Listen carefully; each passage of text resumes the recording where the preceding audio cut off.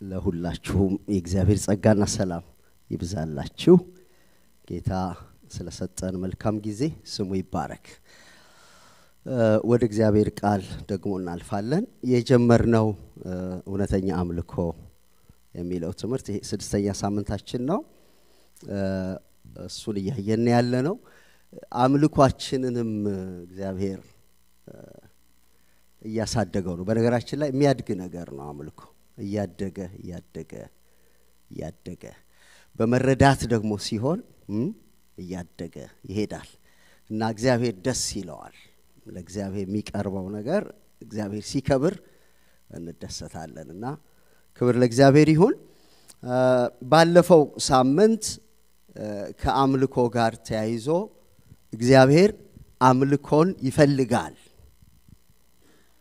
እግዚአብሔር ለአምልኮ ይቀናል እግዚአብሔር አምልኮ ይገባዋል የሚሉ ሶስት ቁልፍ ቃሎች አንስተን የተነጋገርነው እነዚህ አምልኳችሁን በመታሰቡበት ጊዜ እግዚአብሔርን ማምለክ የሚለው ነገር ስታስቡ በጣም ቁልፍ ቃሎች ናቸው እግዚአብሔር ይፈልጋል እግዚአብሔር የሚፈልገውን ነገር በማድረግ እግዚአብሔርን ደስ ማሰኘት ምን ፈልግ ከሆነ እግዚአብሔር የሚፈልገውን ነገር ማድረግ አለብን እና አሁን ሞስትሊ አሁን ያለን ክርስቲያኖች ሰልፍ ሴንተርድ ነን እግዚአብሔር የኛን ፍላጎት እንዲያሟላ ነው በጣም የምንጋደለው ግን ለእግዚአብሔር ደግሞ ምን እናረጋለን ማለት የእድገት ምልክት ነው ስናድግ የእግዚአብሔርን ፍላጎት ያያሰብን እንመጣለን አምልኮ ይገባዋል ብለናል አምልኮ ለእግዚአብሔር እኛ የምንቸረው ቸርነት ሳይሆን ሂዝ ወርዚ ብለናል ራሱ ማንነቱ ያን ዲማንድ ያደርጋል እና ስናመልክ ለማንነቱ ለሚገባው ማንነቱ ምን ሰጠው ምላሽ እንጂ እኛ ለእግዚአብሔር እንደው የሆነ የሌለውን ነገር አይደለም ምን ጨምርለት ላለው ነገር ምን ሰጠው ክብር ነው ብለናል እና ደግሞ እግዚአብሔር ለአምልኮ ይቀናል ራሱ ተናግሯል እኔ ቀናተኛ አምላክ ነኝ ብሏል እና ብቻውን መመለክ የሚፈልግ አምላክ እንደሆነ አይተናልና ምን ያህል ሲሪየስ እንደሆነ አምልኮ ታያላችሁ እግዚአብሔር የሚፈልገው ነገር ለእግዚአብሔር የሚገባው ነገር እግዚአብሔር የሚቀናለት ጉዳይ ስለሆነ በጣም ዋና ነገር ነው እሱን ነገር መጠበቅ መንከባከብ እውነተኛ እንዲሆን መሄድ ያስፈልጋል የጌታ ስም የተባረከ ይሁን ዛሬ ለአምልኮ የሚያስፈልጉ ዋና ነገሮች በሚል ሐሳብና የአምልኮ ደግሞ ብድራቶች የሚል ባለን ጊዜ ውስጥ ለማንሳት ሞክራለሁ ለአምልኮ የሚያስፈልጉ ነገሮች ወይም ለአምልኮ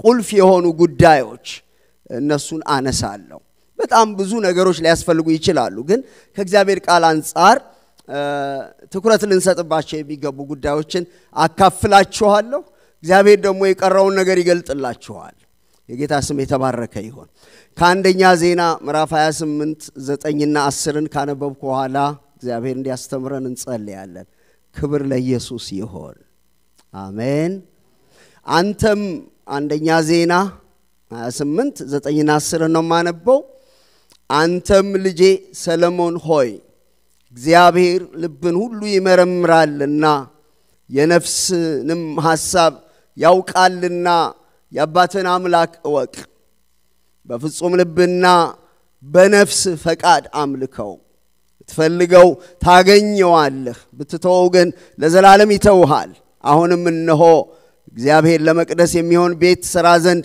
መርጦሃልና ጠንክረህ ፈጽመው የነፍስን ሐሳብ ልብን ሁሉ ይመረምራል የነፍስን ሐሳብ ሁሉ ያውቃልና የአባትን አምላክ እወቅ በፍጹም ልብና በነፍስ ፈቃድ አምልከው ይላል እንጸልይ እግዚአብሔር እንዲያስተምረን ጌታ ስም የተባረከ ይሁን እግዚአብሔር በዚህ ያለ የእግዚአብሔር ስም በዚህ እየተከበረ ነው ያለው ከፍ ምናደርገው እግዚአብሔርን ነው እኛ ዝቅነ ያለን እሱ ይከብራል እሱ ይናገራል እኛ እንሰማለን ሚለንን እንሰማለን ሚለንን እንታዘዛለን ሃሌሉያ እኛ ህዝቦቹ ነን እሱ አምላካችን ነው ለሱ ክብር ይሁን ሁሉን የምትችልና የምትገዛ ጌታ አምላካችን ሆይ እንደገና እናመሰግናለን እንደገና ክብር እናመጣልሃለን እግዚአብሔር የዘላለም አምላክ ያደረግነው ሁሉ ያንስብሃል እንጂ አይበቃም እግዚአብሔር ይዘላል ከክብርህ አንፃር አይበቃም ከታላቅነት ጋር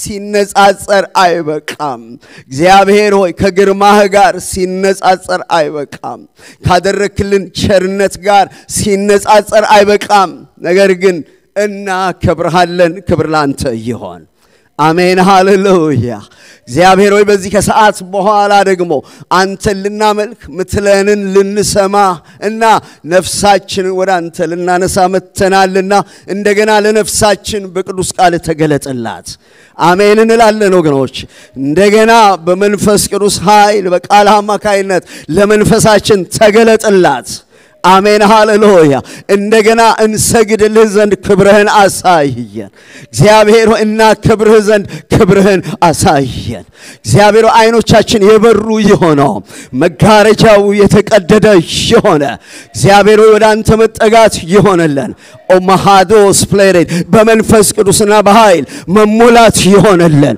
መፈታት ይሆነልን እግዚአብሔር አንተን ማወቅ ይሆነልን አሜን ሃሌሉያ ባንተ ደስ መሰኘት ይሆነልን አንተን መውደድ ይሆነልን አሜን ሃሌሉያ ፈውስ ይሆነልን ለነፍሳችን ፈውስ ይሆን ለመንፈሳችን ፈውስ ይሆን ለአእምሮአችን ፈውስ ይሆን ለስሜታችን ፈውስ ይሆን ለስጋ ለአጥንታችን ፈውስ ይሆን አሜን ሃሌሉያ ኢየሱስ ያድናል ኢየሱስ ክርስቶስ ጌታ ነው እባክህ አንተ ተናገር ጌታ ሆይ እኔ ባሪያህ ራሴን ላንተ ሰጣለሁ ሕዝብህን ላንተ ሰጣለሁ ጊዜው ባንተ እጅ ይሁን የወደድከውን አድርግ በክርስቶስ በጌታችን ስም አሜን እውነተኛ አምልኮን ስናስብ እግዚአብሔር የሚቀበለውን አምልኮ ያው ስናመልክ ለሰው እንኳን እንደው ግብዣ ስንጠራ የሚወዱትን ነገር አድርገን ልናስደስታቸው ነው የምንፈልገው እና እግዚአብሔር የሚቀበለው የሚደሰትበት መስዋዕት እንዲኖረን እንዲሁ እንቅፋት እንዳይሆኑ ጥንቃቄ የምናደርግባቸው አካባቢዎችና የሚያስፈልገንን ነገር አነሳለሁ የመጀመሪያው ነገር ንጹህ ህሊና ከአምልኮ ጋር በጣም ይያያዛል ንጹህ ህሊና ያስፈልገናል ንጹህ ህሊና ያስፈልጋል አምልኮ የውስጥ ጉዳይ ስለሆነ አምልኮ በእግዚአብሔር ፊት መቅረብ ስለሆነ ህሊና ይባለው ነገር ዛጋ ያለ ነገር መንጻት ያስፈልጋል ሁለተኛ ጢሞቴዎስ ምዕራፍ 1 ቁጥር 3 ላይ ሐዋርያው ጳውሎስ ይህንን ይጠቅሳል ሐዋርያው ጳውሎስ ከህሊና ጋር የተያያዙ ጉዳዮች ብዙ የጠቀሰው እሱ ነው በመልእክቶቹ ውስጥ እና ለጢሞቴዎስ ሲጽፍለት ሁለተኛ ጢሞቴዎስ 1:3 ላይ እንደዚህ ይላል ሌትና ቀን በልመናይ ሳላቋርጥ ስለማስብህ እንደ አባቶቼ አድርጌ በንጹህ ህሊና የማመልከውን እግዚአብሔርን አመሰግናለሁ እንዴት አመልካለሁ ይላል እንደ አባቶቼ አድርጌ እና አባቶች ስታንዳርድ ትተውለታል ሐዋርያው ጳውሎስ እና እንደዛ አድርጌ የማመልከውን እግዚአብሔርን አመልካለሁ ይላል እንዴት ነበር የሚያመልኩት እነሱ በንጹህ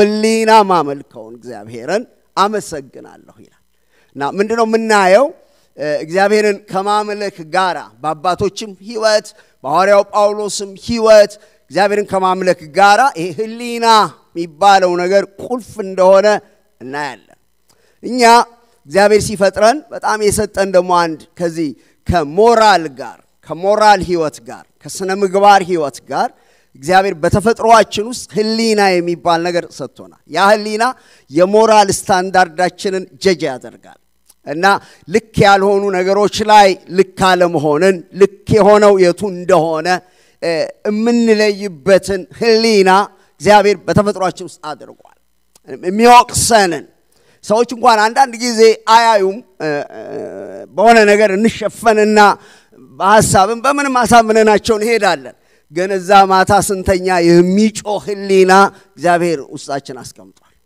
እና ስለዛ እግዚአብሔርን በጣም እናመሰግናለን ህሊና የህይወት ንጽህናችን እንድንጠብቅ በጣም የሚረዳ ዳኛ የሆነ ነገር ነው ግን ከወደቅን በኋላና አንዳንድ ጊዜ ለህሊናችን ከምንመግበው ነገር የተነሳ ህሊና ፍጹም የማይሆንበት ጊዜ አለ ህሊና አንዳንዴ ምንድነው የሚያደርገው በተመገበው በሰጠነው ስታንዳርድ ነው ጀጅ የሚያደርገን በሰጠነው ስታንዳርድ ጀጅ ያደርገናል አንዳንድ ጊዜ ይገርማቸዋል አንዳንድ ሰዎች በጣም አረኡ የምትሉበትን ጉደኛ ነገር አድርገው ግን በኮንፊደንስ ይተኛሉ ይወጣሉ ይገባሉ ለምንድነው ያንን የሚያደርጉት ስንል ህሊናቸውን የመገቡት ነገር ለህሊናቸው የሰጡት የህይወት ስታንዳርድ በዚያ መንገድ ስለሆነ አይቆረቁራቸው እንደውም ለምሳሌ አንድ ሰው አንድ ነገር አድርጓቸው ከሆነ በመግደል የሚያምኑ አሉ ካልገደሉት እንደውም ህሊናቸው ይወቅሳቸዋል እና አንተ ማትረባነ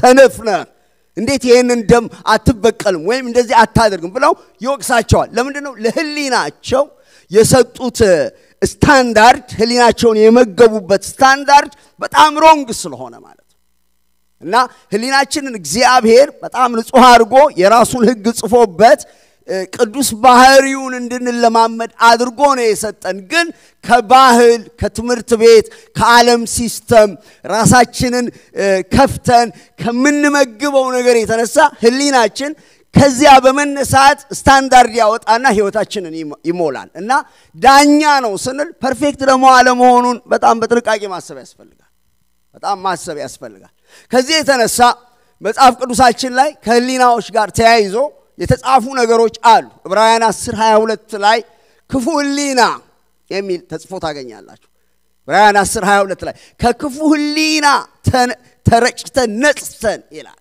እና ህሊና ምንም ይሆንበት ጊዜ ያለ ስታንዳርዱ ተበላሽቶ በክፋት ስታንዳርድ የሚሞላ ህሊና አለ ማለት በአሁኑ ጊዜ ማየው ነገር እሱ ነው በጣም ብዙ ሰዎች ጋር እንደ ስታንዳርድ አድርገው የሚወስዱት ክፋትን ነው በክፋት የታነጹ ህሊናቸው በክፋት የታነጸባቸው ሰዎች አሉ እግዚአብሔር ከሱ ይጠብቀን ወገኖች ሁሉ ጊዜ የህይወታችን ስታንዳርድ መፈተሽ ያስፈልጋል ቲቶ 1:15 ላይ ደግሞ እንደዚህ ይላል የረከሰ ህሊና ይላል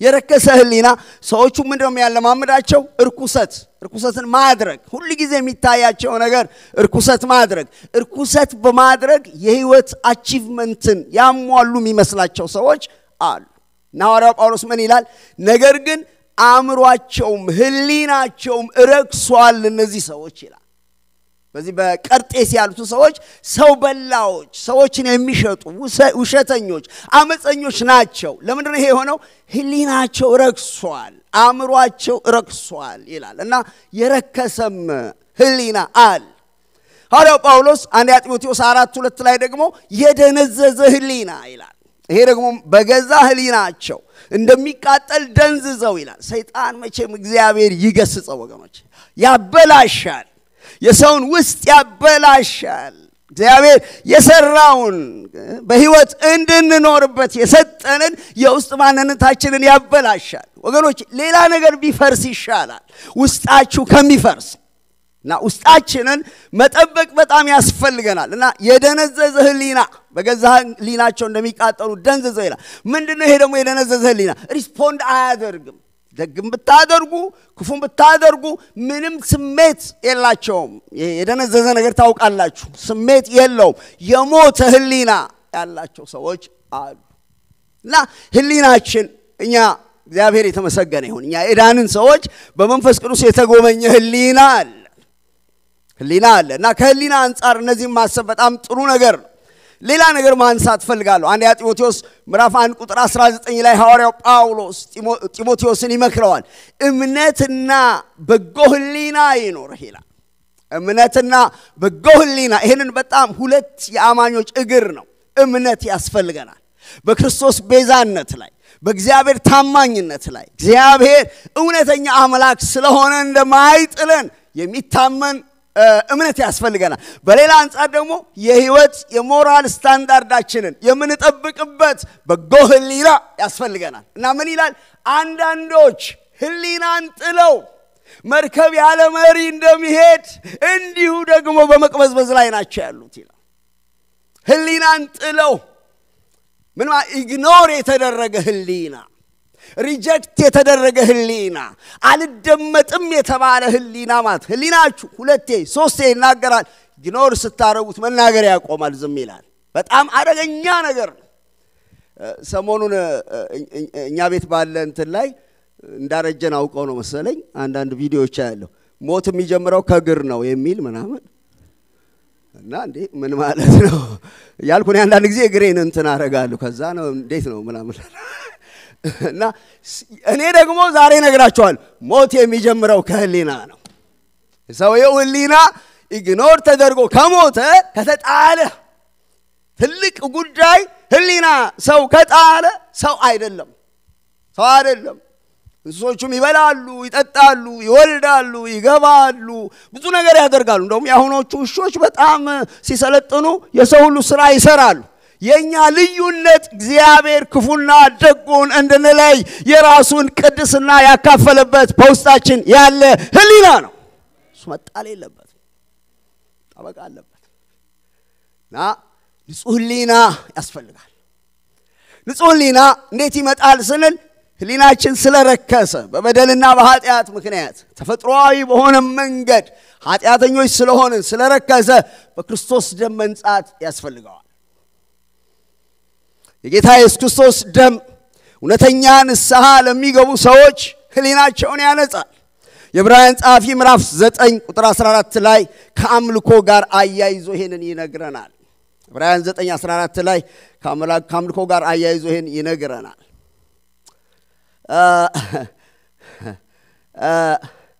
ቁጥር 13 ጀምሬ ላንብበው የኮርማዎችና የፍየሎች ደም በረከሱት ላይ የተረጨ የጊደር አመድ ስጋን ለማንጻት የሚቀድሱ ከሆኑ ነውር የሌለበት ሆኖ ክብር ለእግዚአብሔር ይሁን ነውር የሌለበት ሆኖ በዘላለም መንፈስ ራሱን ለእግዚአብሔር ያቀረበ የክርስቶስ ደም እንዴት ይልቅ ሕያው እግዚአብሔርን ልታመልኩ ያዙልኝ ሕያው እግዚአብሔርን ልታመልኩ ከሞተ ስራና ህሊና ያነጻ ይሆን ይላል የሞተ ስራ ኃጢአት የሞት ስራ ነው ገዳይ ነው የኃጢአት ደሞዝ ሞት ነው በዚያ የረከሰ ህሊናችን ወደ እግዚአብሔር ለመቅረብ የማይችል ማንነታችን የሚታገለን ግርግዳም ይሆንብን ነገር ያ ነውር የሌለው በዘላለም መንፈስ ራሱን ለእግዚአብሔር መስዋዕት ያደረገው በቀራንዮ መስቀል ላይ የፈሰሰው ያ ደም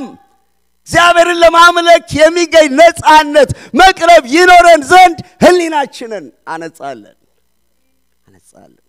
ይሄ በጣም የሚገባን ነገር የእግዚአብሔር ክብርና ቅድስና በደም ሲታወቀን ነው መላእክቱን የሚያስገርመው ነገር ይሄ ነው እንዴት ነው ፍጹም የሚባለው ሰውዬ በዚህ ኮንፊደንስ እግዚአብሔርን የሚጠራው ወደ እግዚአብሔር የሚገባው ቆመው የሚታዘቡ ይመስለኛል የኔ ካህን ሊቀ ካህን ኢየሱስ ደሙን ያሳያል ሃሌሉያ በላይ ላይ ያለው ደም የታጠብኩበት ደም የታጠባችሁበት ደም ያንን የሻገተ የቆሸሸ ነውረኛ የሆነ ፍርድ ሊመጣበት የሚገባውን የረከሰውን ህሊና ያነጻና ምንም እንዳልነበረ አዲስ ያደርጋል ሃሌሉያ ያ ለአምልኳችን በጣም ትልቅ ጉልበት ይሰጣል ክብር ለእግዚአብሔር ይሁን ሕያው እግዚአብሔርን እናመልክ ዘንድ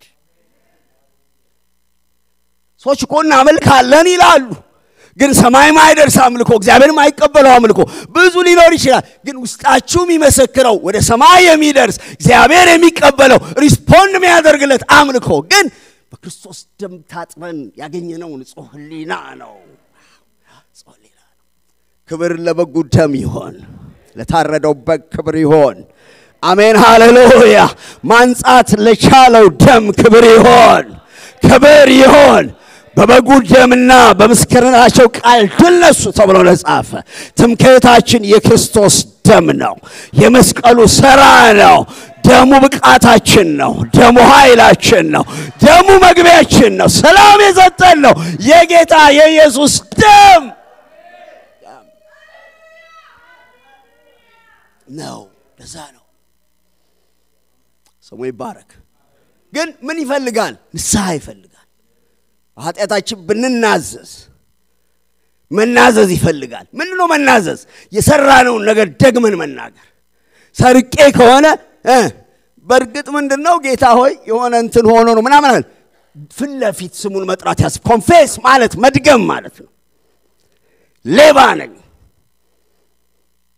እግዚአብሔር ያዕቆብን እንደገና ስሙን የጠየቀው ኮንፌስ እንዲያደርግ ነው ስም ማን ነው ያለው ጠፍቶበት አይደለም ያዕቆብ ኮንፌስ እንዲያደርግ ከዛ እግዚአብሔር ይቅር እንዲለው ኤሳው ነኝ ያለበትን ንግግር በኮንፌሽን በንስሐ በመናዘዝ እንዲቀይር ስም ማን ነው አለው።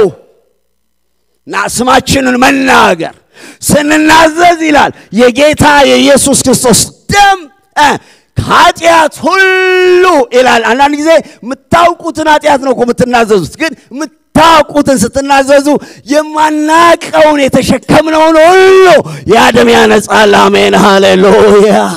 አናቀውም እኮ ኃጢአታችን ራሱ በደንብ አናቀውም፣ ግን የምናቀውን እኛ ጋር ያለውን ስናወራ እግዚአብሔር አንዴ ጠራርጎ ሁሉንም ነው ጠርጎ የሚሄደው። አይጠብቀው ይሄን ደግሞ መቼ አይልም እግዚአብሔር። የጌታ ኢየሱስ ክርስቶስ ደም ኃጢአት ሁሉ ያነጻል። ማያነጻው ኃጢአት የማይቀድሰው ማንነት የጌታ ኢየሱስ ክርስቶስ ደም የለም ወገኖች። ደሙ ያነጻል። ያ እግዚአብሔርን ለማምለክ ንጹህ ሕሊና ይሰጠናል።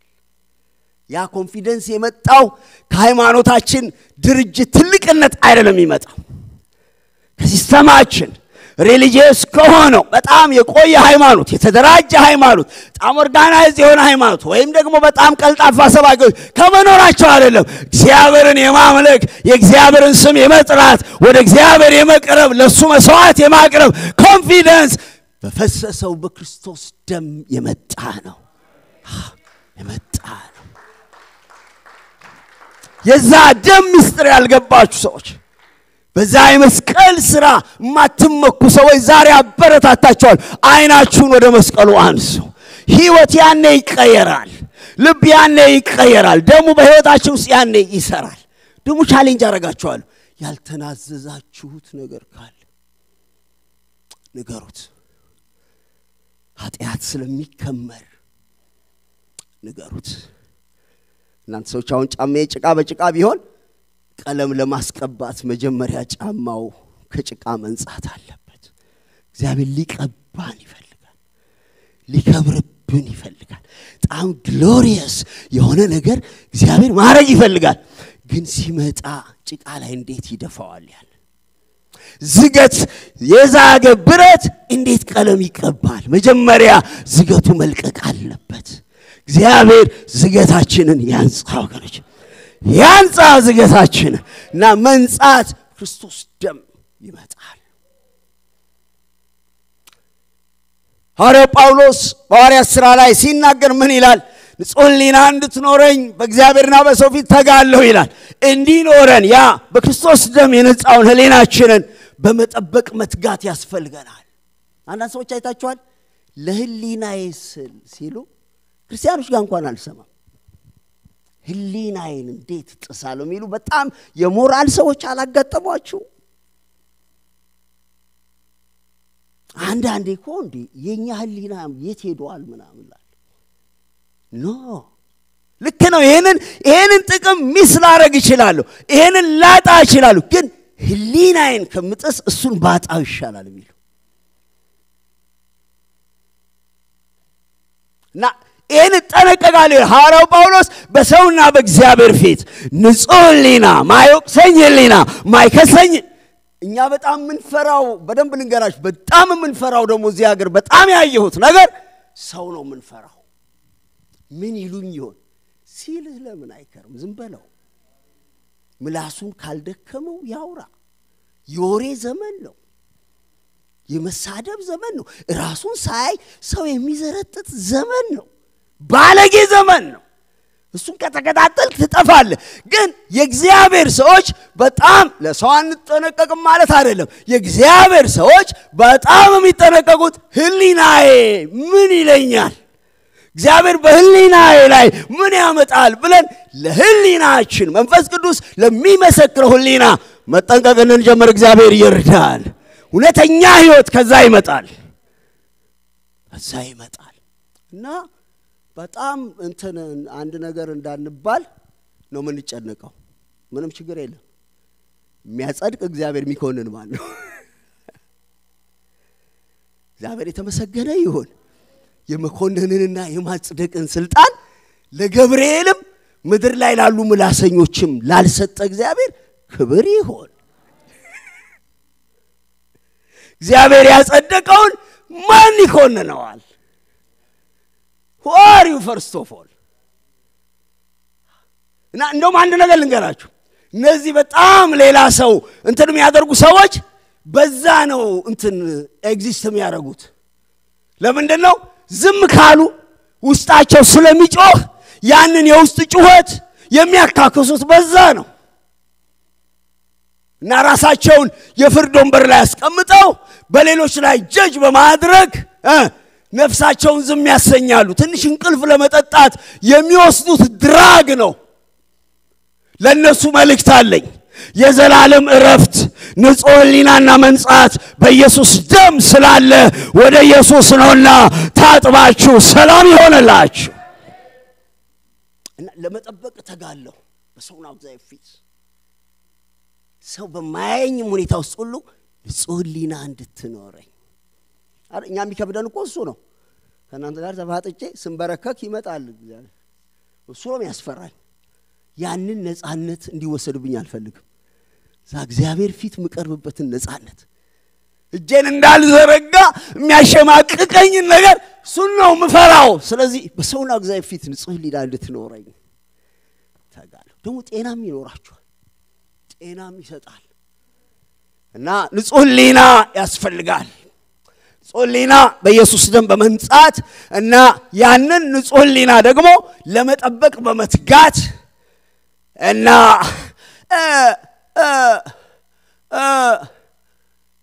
ንጹህ ሕሊና ደግሞ ትክክለኛ ሕሊና ደግሞ በእግዚአብሔር ቃል ስታንዳርድ ስለሚመጣ የቃሉ ተማሪዎች መሆን አለባችሁ አለበዛ ሮንግ በሆነ ዲሲሽን ህይወታችሁን ዳሜጅ እንዳታደርጉ ሁሉ ጊዜ በእግዚአብሔር ቃል የተሞላን ሰዎች እና ያ ቃል ደግሞ ሕሊናችን ላይ ህግ ሆኖ ሲቀመጥ ጤናማ ነገር ይሰጣል ብቻ ለማለት የፈለኩት ነገር ያው እግዚአብሔርን ለማምለክ ንጹህ ሕሊና ያስፈልጋል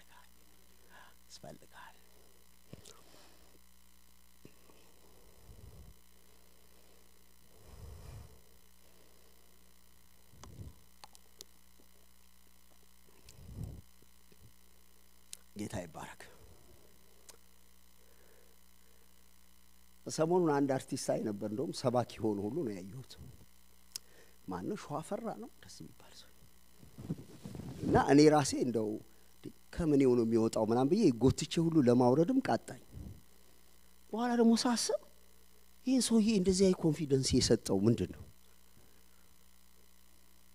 ገዳም ገብቶ 40 ቀን 50 ቀን ጾሞ ነው አይደለም በኢየሱስ ሲያምን ያ ሲያረገው የነበረውን ዓለማዊነት በሙሉ የሚያጥብ የእግዚአብሔር መንፈስ የደሙ ኃይል ነው ያን ኮንፊደንስ የሰጠው እና ይሰብካል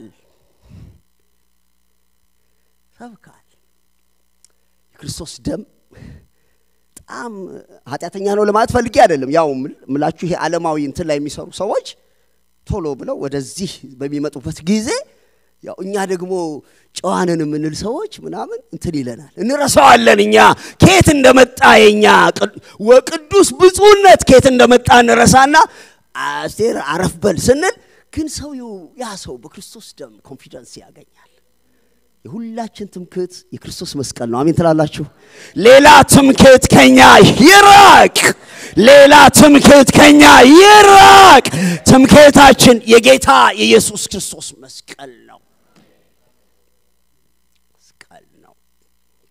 ይሄ ነው አንደኛው ሁለተኛው ፍጹም ልብና የነፍስ ፈቃድ ይፈልጋል አምልኮ ፍጹም ልብና የነፍስ ፈቃድ ይፈልጋል የውስጥ ጉዳዮች ናቸው ማነሳቸው ነገሩ ፍጹም ልብና የነፍስ ፈቃድ ይፈልጋል ቅድም ያነበብኩት ክፍል እዚህ አንደኛ ዜና 28 9 እና 10 ላይ ዳዊት የእግዚአብሔር ሰው እንደ እግዚአብሔር ልብ የኖረ ሰው ሲጨርስ ልጁን ሰሎሞንን የመከረው ነገር ነው ሲጨርስ ፈሳዊ ሰዎች እግዚአብሔር ጋር ኤክስፒሪየንስ የነበረው ሰው በጣም ዳዊትን ማየው ምንድነው እግዚአብሔር በጣም አድርጎ ገብቶታል እግዚአብሔር ማን እንደሆነ በጣም ገብቶታል ስለዚህ ሰሎሞንንም ዳይሬክት ያደረገው ነገር ምንድነው የአባቶችን አምላክ እግዚአብሔርን እወቅ እግዚአብሔርን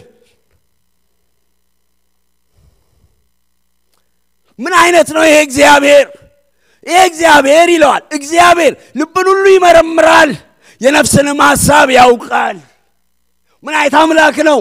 ምንም ከረባት ብናስር ኮት ብንለብስ አሪፍ ንግግር ብንናገር ክብር ለመድኃኔዓለም ይሁን ብንል ልብን ያውቃል፣ ነፍስን ይመረምራል፣ ያያል። ነፍስ የተደበቀ ማንነታችንን ያያል።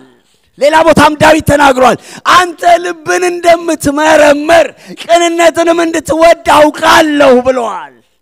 መስዋዕት ቢሆን ኖሮ ማዕት በግና ፍየል ዘረጋልህ ነበር። ያንተ መስዋዕት የተሰበረ ልብ ነው፣ የውስጥ ነገር ነው ይላል።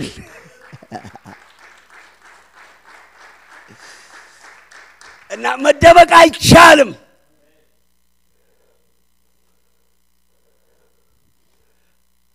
አንድ እህት ያየችውን ህልም እሷን አላስፈቀድኩም፣ ግን ደረሰኝ ማለት ነው። እና ቸርቻችን ውስጥ ታላቅ ብርሃን በርቶ በጣም ሁሉን ነገር የሚያሳይ ብርሃን በርቶ አየሁ ማለት ነው። ግን አንዳንድ ሰዎች ጥላ ይዘዋል። what does it mean?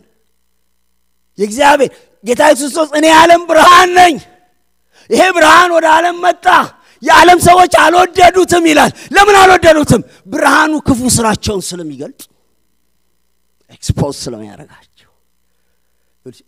እግዚአብሔር ፊት መደበቅ አያዋጣችሁ፣ መውደቅ ነው የሚያዋጣችሁ። መውደቅ ነው ምንማ ስትወድቅ በቃ እግዚአብሔር በቃ ልጄ ይላል። ወዲያው ምን ይላል? ይመረምራል፣ አቲቲዩድ ይመረምራል፣ ልብ ይመረምራል፣ ነፍስ ውስጥ ያለው ነገር ይመረምራል። ከዛ ይነሳና ወይ ይባርካል ወይ ይረግማል። እና ምን ይላል? ልብን ይመረምራል፣ የነፍስን ሐሳብ ያውቃል፣ የተደበቀውን ከውስጥ ያለውን ያውቃል። የአባቶችን አምላክ እወቅ። እንደዚህ ነው፣ መደበቅ አይቻልም፣ መሸሸግ አይቻልም፣ ያውቃል ይልና ወደ ወርሺፕ ያመጣዋል። ስታመልከው እንዴት አምልከው? በፍጹም ልብና በነፍስ ፈቃድ አምልከው።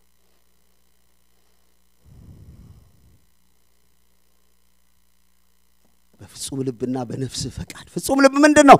በሙሉ ልብህ ማለት ነው። ፍጹም ልብ ማለት ፐርፌክት የሆነ በሙሉ ልብህ አምልከው። ከዛስ በነፍስ ፈቃድ። እግዚአብሔር የሰውን ፈቃድ መጠየቅ አለበት?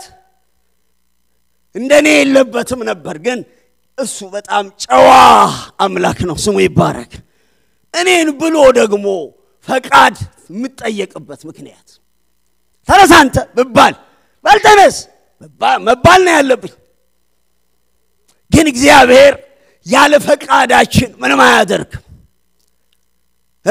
መፈወስ እንኳን ጌታ ኢየሱስ ምን ይላል? ልትድን ትወዳለህ ይለዋል። እዛ እኮ የሚለምነው ሰው። ምክንያቱም አንዳንድ ሰው መዳን አይፈልግም፣ ቁስሉን እንደውም እያደማ መለመን የሚፈልግ ሰው ስላለ ትፈልጋለህ ለመዳን።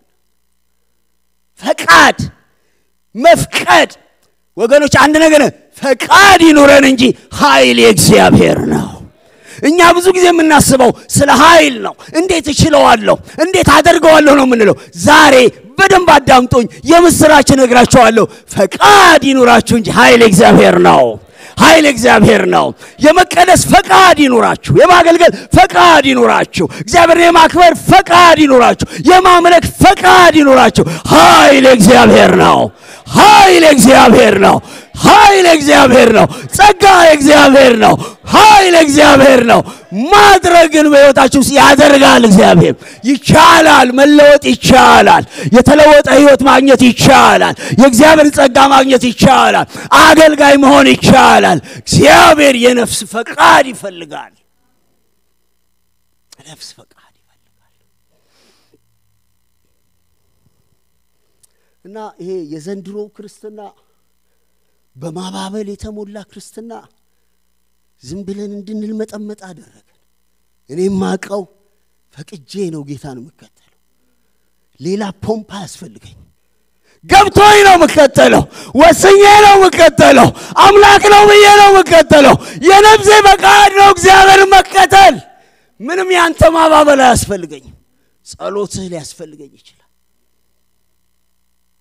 እና ወገኖች ፈቅደን ነው በነፍስ ፈቃድ፣ በማባበል በኢሞሽን አይደለም። ዊሊንግነስ ዲሲሽን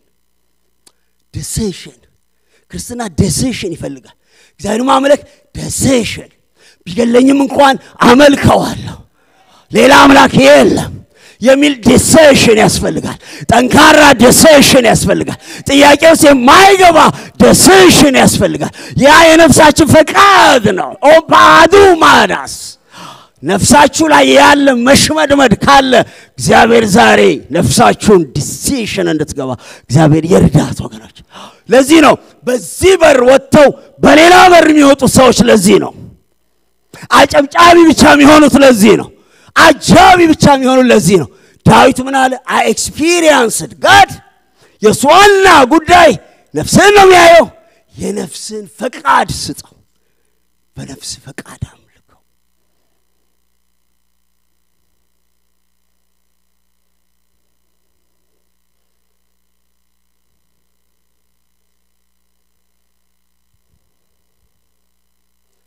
ምናልባት አንዳንዶቻችሁ እሱ እኮ በጣም ማንቁርቴን ይዞ ሲኦል ይከተኛል ብላችሁ ተገዳችሁ ከመጣችሁ ተመለሱ እንደዛ እግዚአብሔር በዚህ በእንትን በፎርስ በአየር ኃይል በመናመን ያስገደደ አይደለም ይገባዋል ሂዝ ወርዚ እሱ ማምለክ ክብራችን ነው ህይወታችን ነው ረፍታችን ነው ነፍሳችን ፈቅዳ ነው ስሜታችን አንዳንድ ጊዜ ሊወርድ ይችላል ግን በነፍሳችን ውስጥ ውሳኔ አለ ትግል ይኖራል አንዳንድ ጊዜ ሰልፍ ይኖራል ድካም ይኖራል መውጣት መግባት ይኖራል የነፍስ ውሳኔ ግን ያቆማል እና ነፍሳችን ውስጥ ደግሞ ለመንበርከክ የማይፈልግ እልህ አለ እግዚአብሔር እሱን ይስበረው ጣም አለ ይስበረው ይስበረው ይስበረው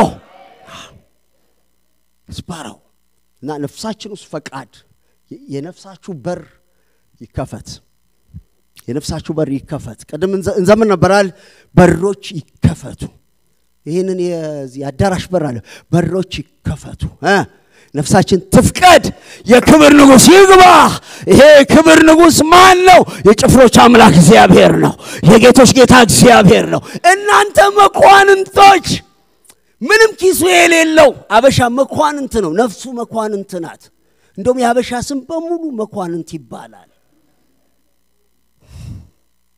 እና እናንተ መኳንንቶች ሌላ መኳንንት መጥቷልና ሌላ ንጉስ መጥቷልና ሌላ ጌታ መጥቷልና ከወንበሬ እነሳለሁ አይደለም የሚለው ዘመን እወርዳለሁ እና ውረድና የነገስታቱን ንጉስ የጌቶችን ጌታ ለማምለክ ነፍስ ትፍቀድ ብዙ ማባበል ያስፈልገንም ወገኖቼ ያንን ትተን እባካችሁ ኢንካሬጅመንት ያስፈልገናል ግን እኛ ወስነን የመጣነው እዚህ ቲያትር ልናይ አልመጣንም እዚህ የመጣነው ጌታን ለማየት ነው እዚህ የመጣነው መስዋዕት ለማቅረብ ነው እዚህ የመጣነው በገባን መጠን መዝሙር አንችል ይሆናል አትሊስት እጅን ዘረጋለን አሜን እንላለን ክብር ላንተ ይሁን እንላለን ደግሞ ጥሩምባ እንነፋለን ሃሌሉያ እንላለን እንጮሃለን እናሸበሽባለን የነፍስ ፈቃድ ቻሌንጅ አደርጋችኋለሁ ነፍሳችሁ ፈቅዳለች ጌታ ስለዛ ነው እናንተ ከኔ ጋር መሄድ ትፈልጋላችሁ ዊሊንግነስ ያስፈልጋል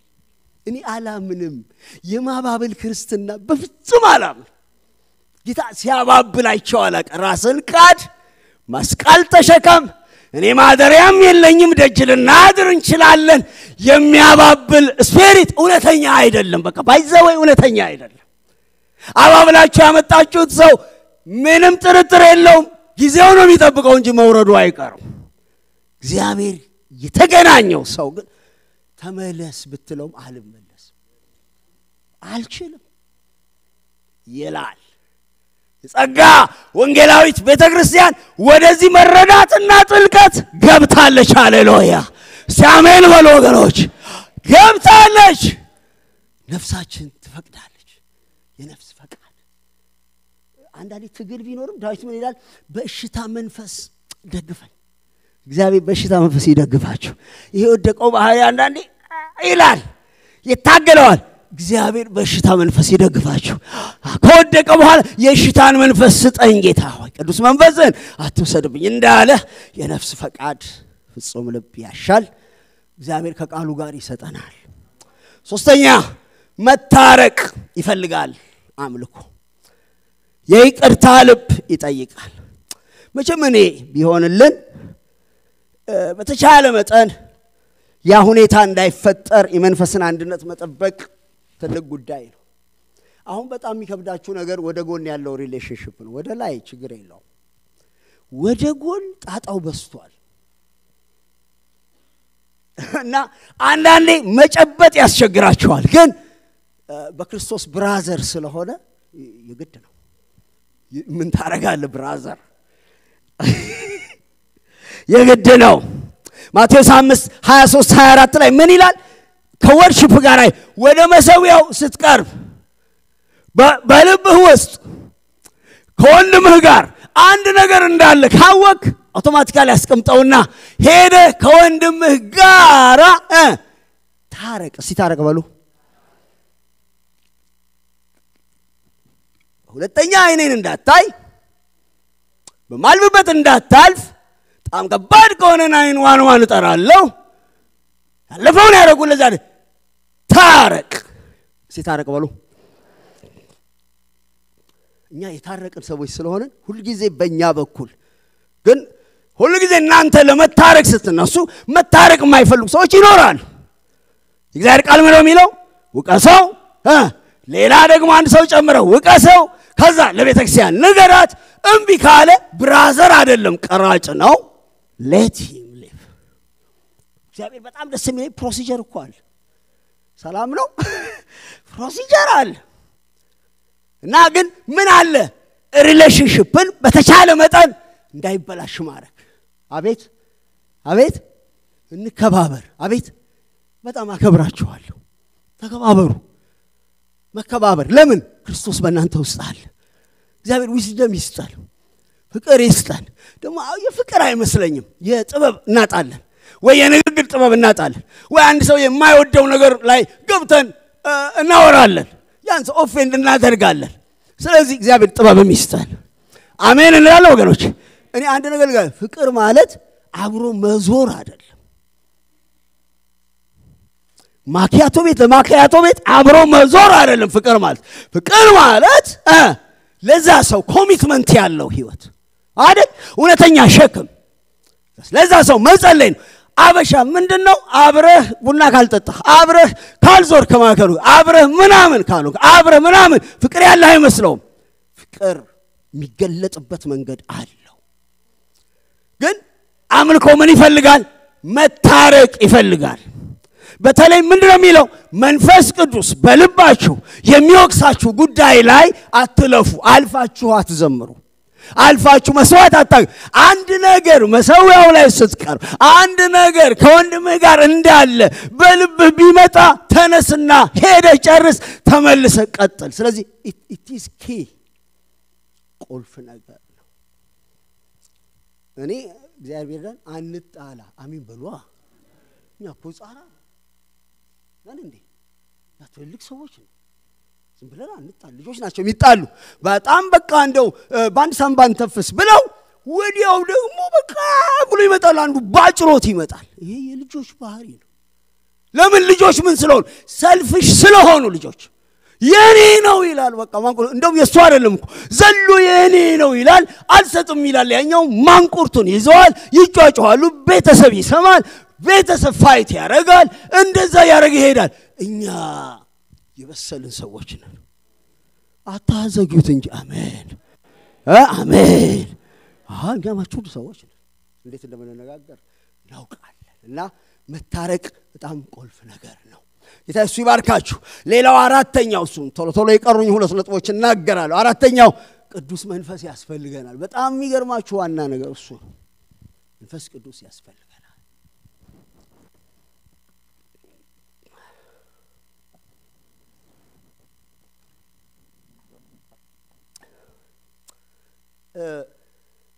በጣም ሰው ያስተኛ መዝሙር አኖይንቲንግ ሲያገኝ ሰው ያዘልላል።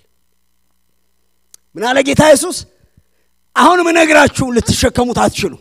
የእውነት መንፈስ በመጣ ጊዜ ግን ወደ እውነቱ ይመራችኋል ይልና እሱ ያከብረኛል፣ እሱ ያከብረኛል። በጣም ይገርማችሁ ነገር የእግዚአብሔር መንፈስ የእግዚአብሔርን ጥልቅ ነገር ይመረምራል። ምን እንደሚፈልግ እግዚአብሔር ያውቃል። ምን ደስ እንደሚለው ያውቃል።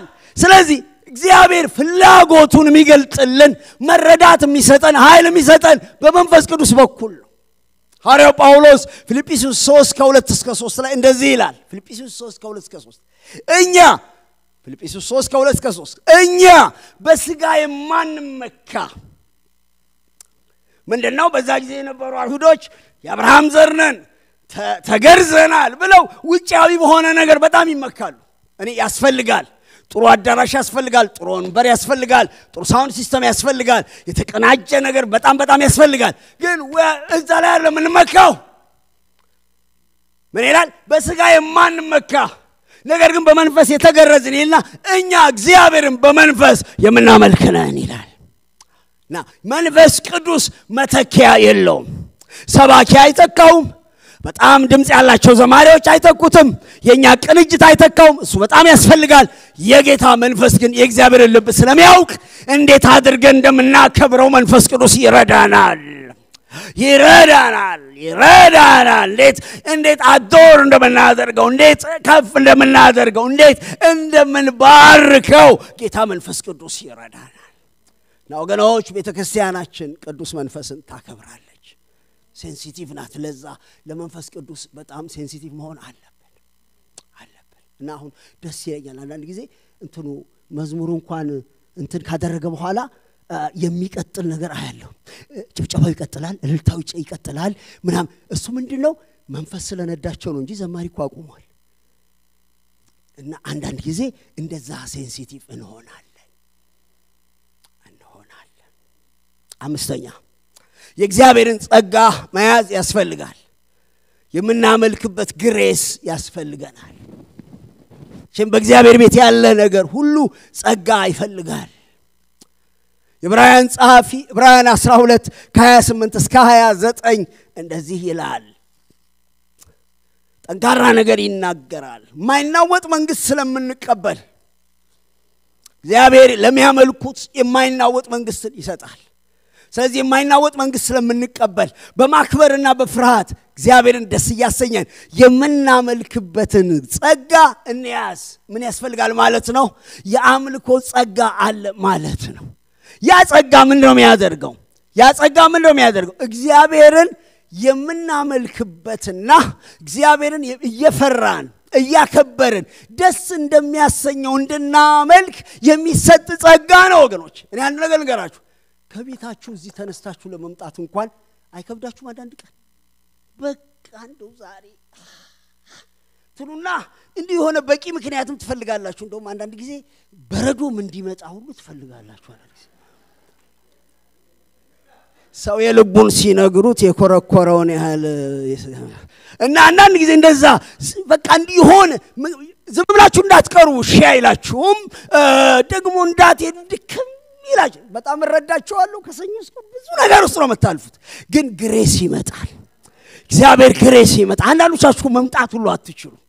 ከስራ ውጥረት ከጤና የተነሳ የእግዚአብሔር ጸጋ ግን ይዟችሁ ይመጣል።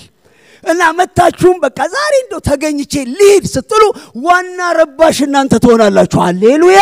ያዙ ይልቀቁኝ ትላላችሁ። እና ይሄ ጸጋ ምንድነው? ቢዮንድ ሂውማን ካፓሲቲ የሚያደርግ ነገር። ፖማራባዳስ የጸጋው ክብር የተመሰገነ ይሁን። እንደገና ትችላላችሁ፣ ማምለክ ትችላላችሁ፣ በመፍራት ማምለክ ትችላላችሁ፣ እግዚአብሔርን ደስ በሚያሰኝ መንገድ ማምለክ ትችላላችሁ። በምን? በእግዚአብሔር ጸጋ ምክንያት። ግን እሱን ምን አድርጉ ያለ? ያዙት ይላል። ሆልድ ዛት ግሬስ። እግዚአብሔር ጸጋ አትጣሉ። እግዚአብሔር የምታመልኩበት ጸጋ አትጣሉ። ትችት ሊመጣ ይችላል። ምናምን አትጣል። ቴዲ ጥሩምባውን አትጣለው። ኪፒታ ቢሆን ደግሞ ወደ መለከትም ወደ ምናምንም አድርገው። ጌታ ይባረክ። ምንድናቸው የአምልኮ በጣም አስፈላጊ ነገሮች? ንጹህ ሕሊና፣ የነፍስ ፈቃድ፣ ሙሉ ልብ፣ መታረቅ፣ እግዚአብሔርን ጸጋ መያዝ። ብሌሲንጉ ምንድነው? የእግዚአብሔር አብሮነት ይበዛላችኋል። በተጨባጭ ሁኔታ የሚመለክበት ህይወት ውስጥ እግዚአብሔር አለ። ከሚያመልክ ሰው ጋር እግዚአብሔር አለ። ምን ሊያደርገው? ሊያድነው፣ ሊባርከው፣ ሊጠብቀው። ምን ያ መጽሐፍ? አንተም እግዚአብሔርን ታመልከዋል እሱ ደግሞ ዝም ይላል አይደል? እሱም እህልና ውሃን ይባርካል በሽታንም ካንተ ያርቃል ይላል። የዕብራውያን ጻፊ ምን ይላል? እነሆ ወደ እግዚአብሔር የሚቀርብ ሰው እግዚአብሔር እንዳለና ለሚፈልጉት ዋጋ እንደሚሰጥ ያምን ዘንድ ይገባል። ያንዳንዱ መዝሙራችሁ፣ ያንዳንዱ ጭብጨባችሁ፣ ያንዳንዱ እልልታችሁ፣ ያንዳንዱ ወደ እግዚአብሔር አምልኮ የምትመጡበት ሪዋርድ አለው። ነፍሳችሁን እያረካ እግዚአብሔር እንደዛ አይነት አምላክ ስለሆነ እናንተን ይባርካል፣ ልጆቻችሁን ይባርካል፣ የልጅ ልጆቻችሁን ይባርካል። ከሁሉ በላይ በሰማይ በክብር ይቀበላችኋል። ማይናወጥ መንግስት ትወርሳላችሁ። እግዚአብሔርን በእውነትና በመንፈስ በነፍሳችን ፈቃድ እንድናመልከው እግዚአብሔር ጸጋ ይብዛልን። ቁሙ እስቲ ወንድሞቼ እናቶች፣ ቁሙ። ጌታን ባርኩት። መልሱ፣ የሆነ ነገር በሉ። ትንሽ ነፃነት እናንተ ጋር እኔን አትጠብቁ። በሉ፣ አንድ ነገር በሉ፣ የሆነ ነገር በሉ። አትፍሩ። ይሄ የአባታችሁ ቤት ነው። ለእግዚአብሔር የምታደርጉት ነገር ነው። አድርጉ። የምታደርጉትን ተነጋገሩ። አንዳንዶቻችሁ ሪስፖንድ አድርጉት፣ አነጋግሩት። ይሄን እግዚአብሔር